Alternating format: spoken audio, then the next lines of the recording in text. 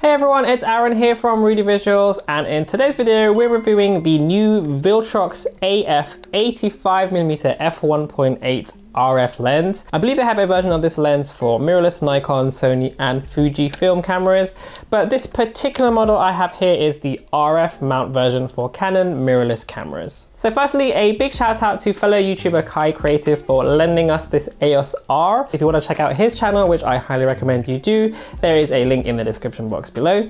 And a second shout out to Viltrox for sending us this lens for review. This isn't a paid or sponsored review, and as always, all thoughts are fully independent. But a big thank you to Viltrox for sending this lens to us and making this video possible. Now, as some of you may know already, I absolutely love 85mm lenses. My personal all-time favorite lens is the OG 85mm Canon f1.2. It's just a completely beautiful lens. But I also have a soft spot for the cheaper Canon 85 1.8 EF lens, and of course the Sony 85 1.8 as well, which is one of the sharpest budget prime lenses I've ever used. You know, 85 primes, they're just a great focal length for portraits and for beautiful blurry backgrounds. The focal length is just very flattering and really accentuates beauty, makes people look better thanks to the compression and the lack of distortion you get. And the typically larger apertures make for a very lovely shallow depth of field look, which is just fantastic for portraits. So when Viltrox released this new 85mm lens, we pretty much jumped at the chance to review it.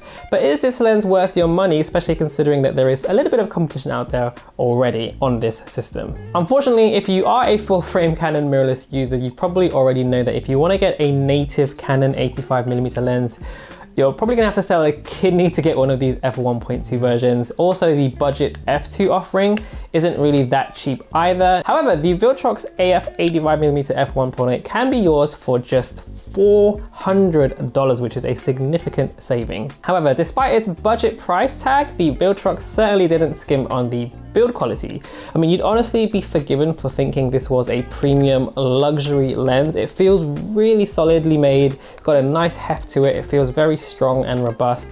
Most of the lens body itself is all metal. The focus ring turns reassuringly smoothly, and that glass, it just looks beautiful. I honestly couldn't believe that this was selling for only $400. And as with most Viltrox lenses, you get that metal mount with the USB port for future firmware updates, which is always good to see. My only minor gripes are the somewhat plastically lens hood, which doesn't really click on and attach all that well, and the fact that the lens isn't weather sealed, but at this price point I don't expect it to be. But it does have HD nano multi-layer coating, which supposedly offers some water resistance, but personally I wouldn't take this out in any kind of rain. But overall, even if this was a $700 or $800 lens, this would definitely get an A for build quality. Of course, what you really want to know is, what is the image quality like? Well, we took this out for a day of portrait shooting with our lovely model Giselle, and here are some of the photos we came away with, as well as some video samples too.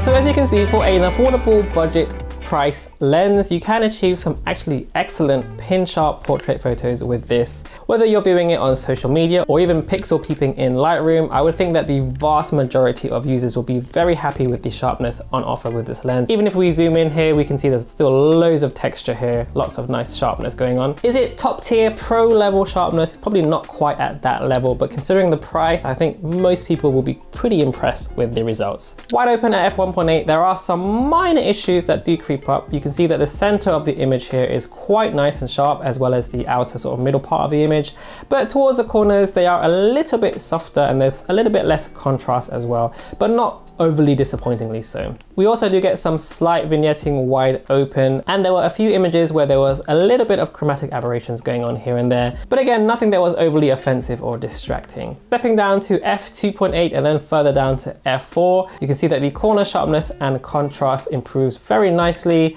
and that also improves the corner shadows and improves chromatic aberrations as well. In the real world, a little bit of corner softness and vignetting probably isn't going to be a big issue for most portrait shooters anyway. As for the bokeh, again, very impressed here. This has 9 aperture blades, which results in some very smooth and pretty background blur. You get nice circular-ish bokeh balls for the most part, and that creamy, buttery, smooth background, which is just perfect for portraiture and also very handy for video work too, for that attractive cinematic look. Could be very useful B-roll lens for video shooters actually. The only real issue that I encountered with image quality was the performance when backlighting subjects. You do get quite a lot of flaring and some nasty haziness going on, so I think that's a weak spot for this lens. The lens features a noiseless STM focus motor, which is fairly silent and focuses well with the EOS dual pixel AF.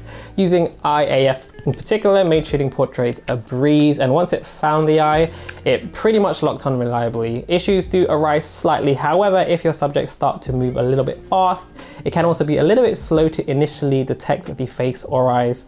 So bear this in mind, it's not a lens for sports or any kind of like fast moving subjects. You can also see this when we use spot focus. It's not a fast focusing lens by any stretch of the imagination. Okay for taking stills and photos, but for video it's a little bit slow.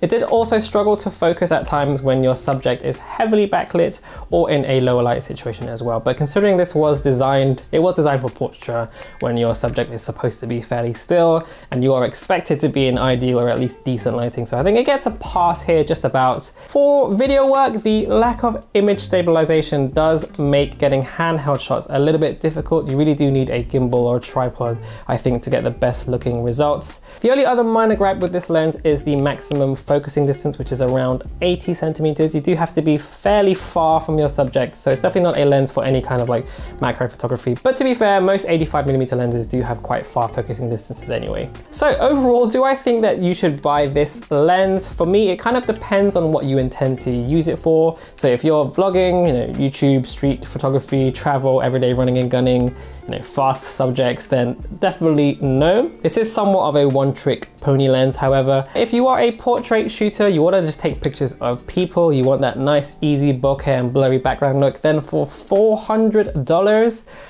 honestly, this lens is kind of a bargain at that price tag. Absolutely, I would actually highly recommend this lens for portrait shooters. You're getting a great deal and a great lens for your hard-earned money. Now, if you're interested in picking up one of these lenses for yourself, there are links, and you can also use our affiliate link in the description box below for a small discount. A big thank you once again to Kai Creative and also to Viltrox. Any questions, leave them down there in the comment section below. And if you found this video helpful, then give it a like, subscribe if you're new here, if you want to see more videos. You can also follow us on the socials down here. And as always, I'll see you on the next video. Thanks very much, guys. Peace.